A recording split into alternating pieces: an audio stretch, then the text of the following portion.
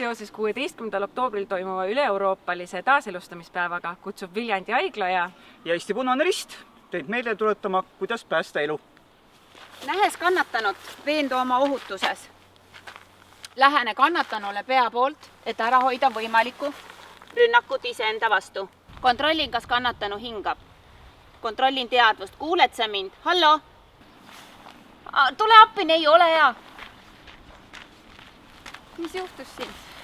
Leidsin kannatanu. Vali 112, helista. Kutsu abi. Veendu, et kannatanu hingab ja keerada külile asendisse. Väga hea, ja nüüd keeramata vaatlikult. Aseta pea kuklasse, et vabastada hingamisteed. Kui kannatanu ei hinga või hingab väga ebaloomulikult, siis alusta elustamisega. Aita, vabasta rindkere riietest, vabasta hingamisteed, kontrolli uuesti, kas hakkas hingama. Ei hakanud. Aseta käed rindkere keskele, 2 rinna vahele ja alusta massaažiga. 100–120 korda minutis. Hoia pead kuklas, hingamisteed, et oleksid avatud. Võimalusel kasuta AED-aparaati. Ole hea, too aparaat. Ma võtan massaaži üle. 2, 3, läheme.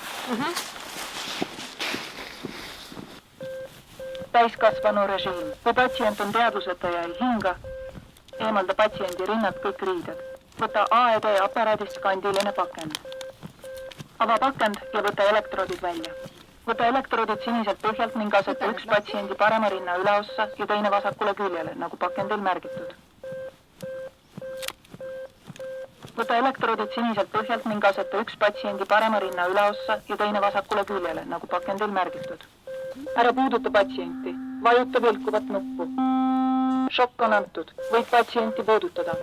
Jätka elustamisega abi saabumiseni ja järgi elustamisaparaadi juhiseid. julge aidata, sest ka sina võid päästa elu.